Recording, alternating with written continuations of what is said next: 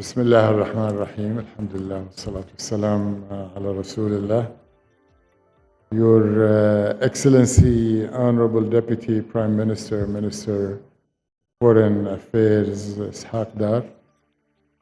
Your Excellency, Honorable Ministers, members of the Cabinet of Pakistan, the ones who spoke so warmly and so eloquently, and indeed in a very convincing way about the great value proposition that is standing in front of us and is ours to lose, and inshallah we will not lose it, given the vision and the determination of our leaders, of our people, and of our great, vibrant private sectors and the investors from both sides, who I am honored to be with in this Saudi delegation and to have the opportunity to interact and meet with our colleagues and partners from the Pakistani side. Let me thank everyone who spoke about the warm welcome.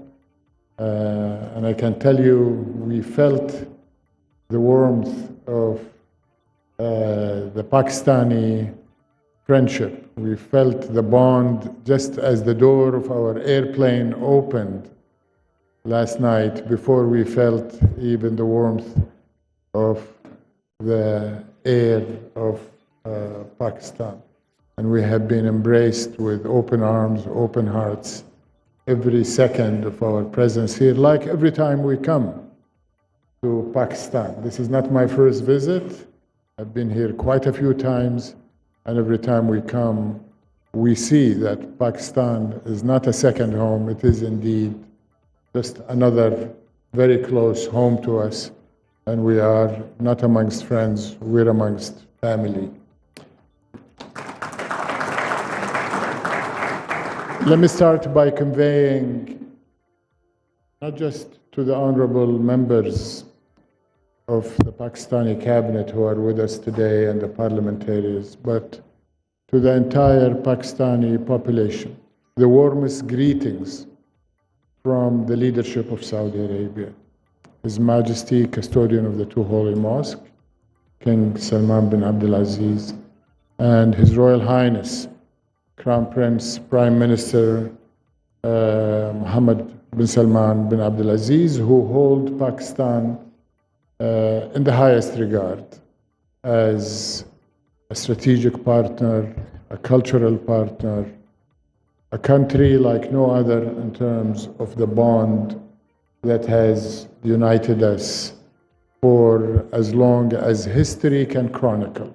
Of course, the modern relationship of Saudi Arabia and Pakistan has its roots from the founding of Pakistan. Saudi Arabia was with the Pakistani people as they created their own nation in 1947. And soon after that, we entered into a treaty of partnership in 1951. So very soon we will be marking 75 years since the entry into that treaty. But Saudi Arabia and Pakistan need no agreements, no treaties. We are united, we are bonded, we are connected. Our Islamic relationship and our spiritual relationship have been created 1400 years ago with the advent of Islam, and the Muslim people in this region were one of the first to enter into Islam, and all of us studied early in our childhood how the people of the Sindh Valley embraced Islam so passionately, and we continue to see it. We see it in Saudi Arabia with over 2.5 million Pakistanis who are supporting our country, who are making Saudi Arabia tick with their contribution in every aspect of our economy and our society. We see it in over 160,000 Pakistanis who participate every year in Hajj. We see it in over 1.8 million people who travel to Saudi Arabia for Umrah every year, and in a way fuel that bond that unites our people. I am grateful that after our arrival last night, we saw that warmth, that bond, and that reception from the top of the leadership of Pakistan. The Honorable President of Pakistan, Asif Ali Zardari, who is traveling today to a foreign destination, insisted on receiving us late in the evening last night and spent a good amount of time impressing on us his own personal belief and commitment to the relationship between Saudi Arabia and Pakistan, and that Pakistan is always there for Saudi, and that he sees the potential, the complementarity, the synergies, the great value proposition that each of our country makes available to each other if only we would realize it. And he called on all of us today to work towards that common objective.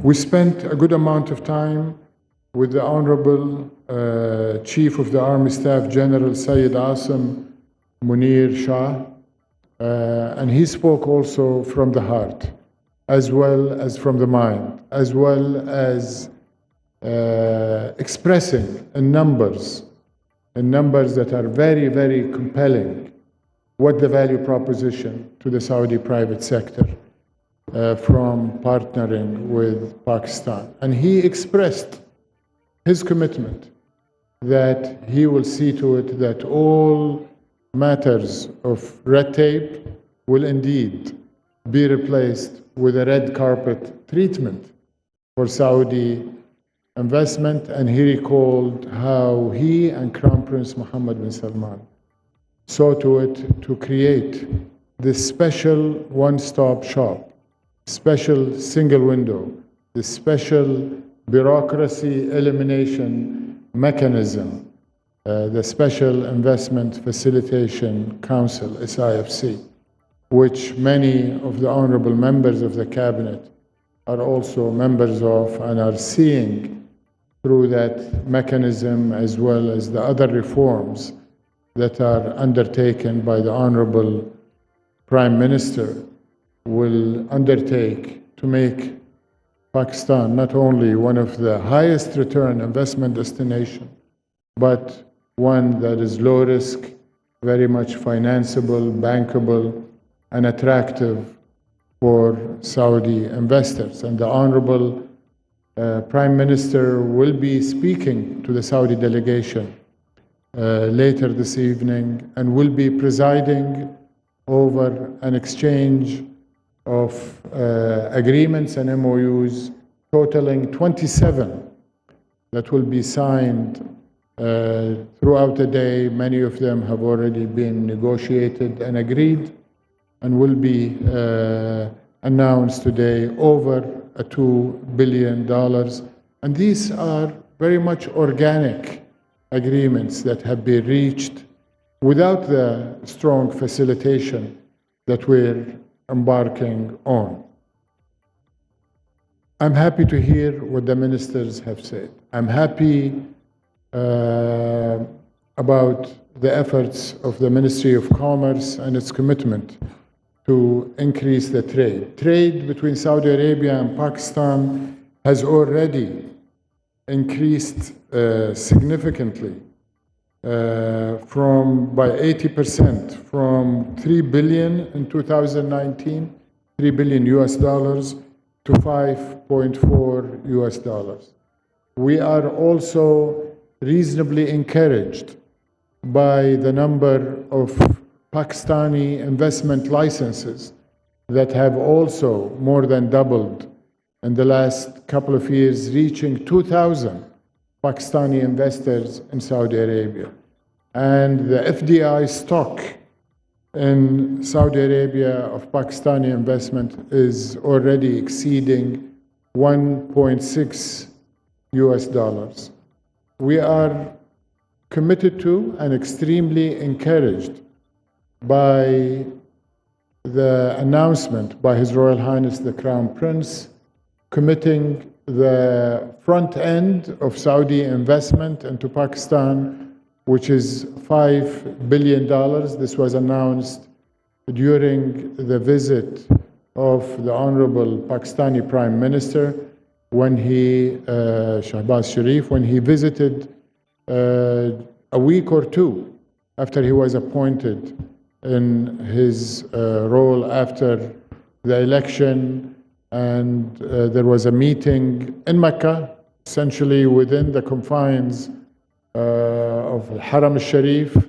Honorable Finance Minister and others were there wearing their ihram thobes, and I was also honored to be there, and we saw the warmth, the mutual commitment from both leaders, and that what I call the front end of Saudi investment was committed. And of course the PIF has a leading role. I am glad that we have the PIF represented with us in strength here in this delegation, not only representing the PIF, but also bringing many of the PIF portfolio companies, which is going to be spearheading the Saudi investments, including Aqua Power and renewable energy, including Manara and minerals. And I think these numbers, in my opinion, are only the tip of the iceberg.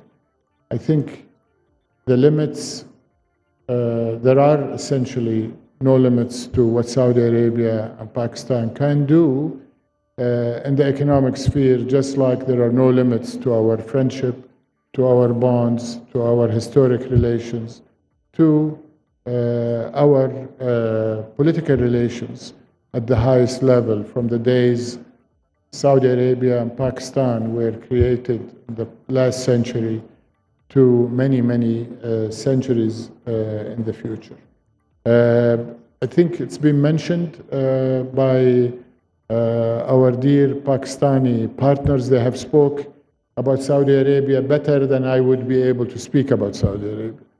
And that again illustrates the kind of bond and complementarity that we have together. But let me say that Vision 2030 is not only doing well, it's actually ahead of schedule, and we're moving to start thinking about the next phase of envisioning the future. And the future of Saudi Arabia is going to be one of prosperity, it's going to be one of empowerment of the people of Saudi Arabia, empowerment of our private sector and our companies, of which we are very, very proud, and many of them are with us today, over 50 companies that have been breaking their schedules and their commitments elsewhere to be in this delegation, to be here in Pakistan this week.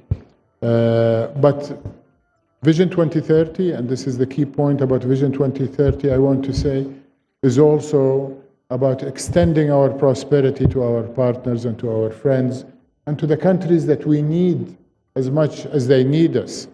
Because no single country, no matter how rich, no matter how strong financially, can compete in the global world we live in today. You need demographics, you need large markets, you need human resources, in addition to capital. And Pakistan and Saudi Arabia together provide that complementarity, provide that scale, but you also need geographic reach, and we see that Pakistan is uniquely positioned geographically with your extending from the Arabian Sea all the way into the heart of Asia, Central Asia, China, all of the Caspian countries, are markets and resources that are available to Saudi investors to reach through partnering with our Pakistani friends. In terms of what we can do together, I think first and foremost, we want to support Pakistan continuing on its economic stabilization.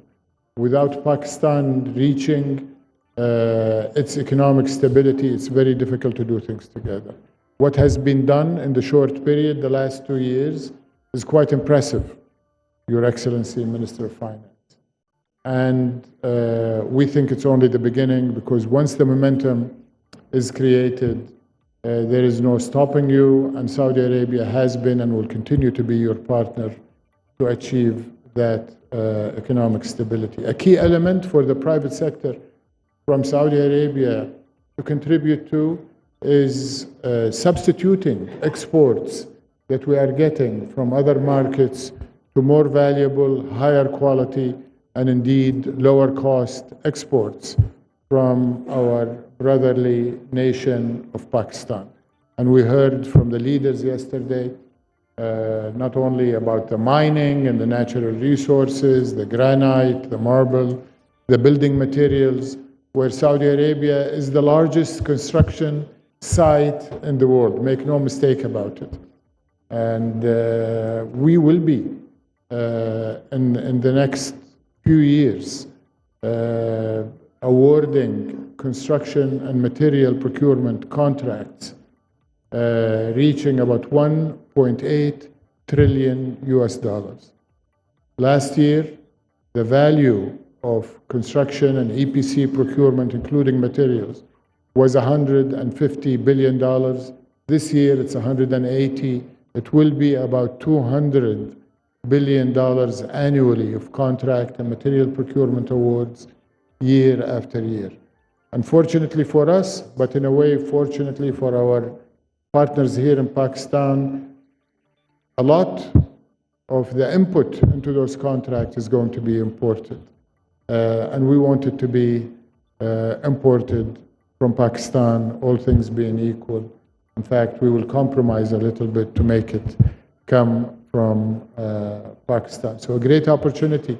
Beyond trade, I think investing jointly in Saudi Arabia, investing in Pakistan, investing in third countries that are adjacent to Pakistan is an area that, as I mentioned earlier, with no limits. We see energy as a natural. The kingdom has been and will continue to be the kingdom of energy, the global leader in conventional energy. We're investing, continuing to invest in oil and gas, and His Excellency Minister Sadegh mentioned oil to chemicals is a big area for growth, and we want Pakistan as a big market for chemicals to also participate with us. But the big area of growth, the new area of growth and energy for us is renewable energy. Solar, wind, hydrogen, green ammonia, green methanol, not only for the consumption of your large population and what is starting to be a vibrant, high-growth economy here in the heart of Asia, but we hope that we will allow Pakistan to also export this green energy, given the endowment you have. Mining and minerals, as mentioned already last night and today, is truly quite significant. Electrification is already sweeping the global economy. Saudi Arabia is committed to it. All of our auto manufacturing sector is centered around EVs and electrification. We have given our position, it's quite remarkable, given that we are the kingdom of oil, we are the global leader in terms of reserves, resources, production, exports in oil. We have bypassed the internal combustion engine and the diesel engine, and leapfrog straight into electric vehicles. That means that not only are we going to consume those EVs in Saudi, we're going to export them, but also we see the electrification sweeping the world. We see the demand on high voltage cables for transmission across borders and within countries. And we see that happening in Asia, from Pakistan all the way to Central Asia, where there is a lot of capped electric production that needs to be exported. But the unlock for that, as mentioned, is going to be copper, aluminum, and cable manufacturing. And this is one of those areas that we can't wait to work together to unlock for Pakistan, for Saudi Arabia, and indeed for the global economy. I am glad that we have with us a newly formed joint venture, Manara, between PIF and Ma'aden, our national champion in mining, and they are eager to start a number of initiatives in mining, but the first one we hope to conclude in the next few weeks will be for them to enter into the Reko project with the state-owned enterprises of Pakistan and Bar-Aks Gold, who is working in Saudi Arabia and sees our partnership as additive to the project. And I think this is just sort of a pilot project that we hope will be multiplied many times over. We see ICT as a huge area where Pakistan has a near unlimited potential. The key ingredient for ICT is human talent, and we believe in Pakistani talent. We have seen them in Saudi Arabia since the modern Saudi Arabia started bringing global human resources. Pakistanis were one of the first to come to Saudi Arabia and create Aramco through their human resources. Pakistani expertise was there early for our banking sector, and as Musaddiq mentioned, even as consultants and subject matter experts. He mentored me and taught me. He was very humble when he called me his boss. He was actually telling me how to build an industrial cluster in Saudi Arabia, and we took his advice, and we're very proud that our industrial sector is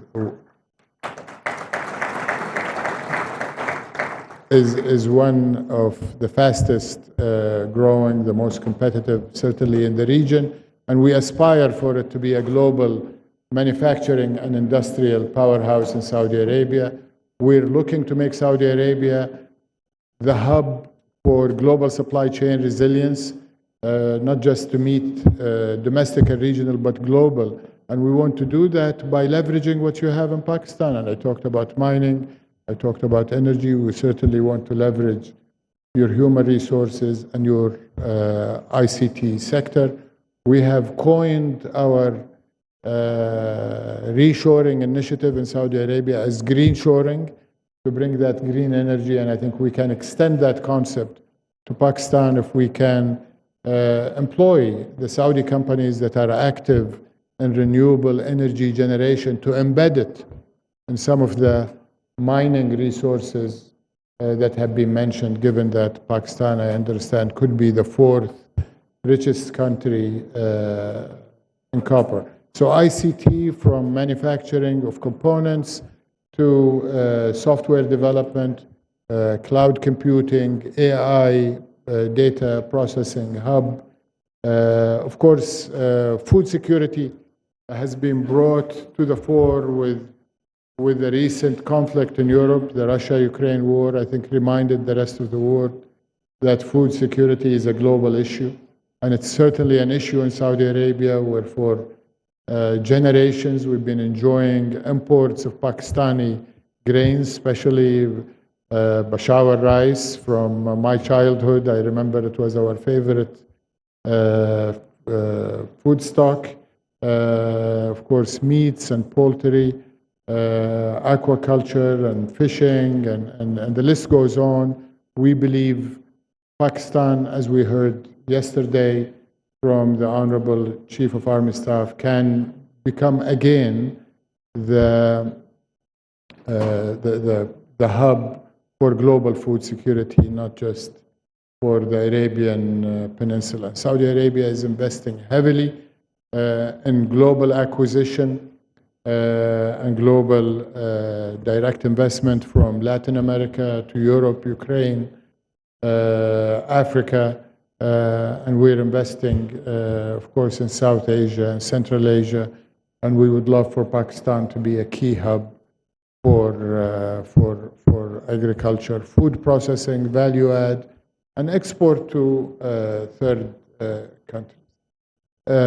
Honorable Deputy Prime Minister, Minister, these are only a few examples of what I see as low-hanging fruits, continuing with the food metaphor, and really ready for us to grab and turn into opportunities, to increase the confidence that thousands of other Saudi companies need to have to come with the 50 companies that came with me today.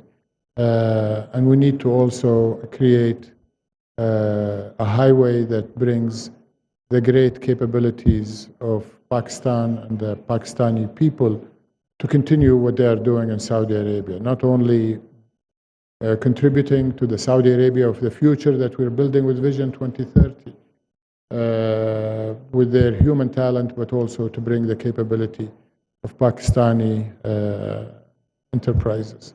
And for them, from both sides, I can tell you in no uncertain terms, and I've heard it repeatedly from the leadership, from my boss, from the leadership of Pakistan last night, and the Prime Minister during his visits to Saudi Arabia in March and in May when he came for the World Economic Forum special meeting.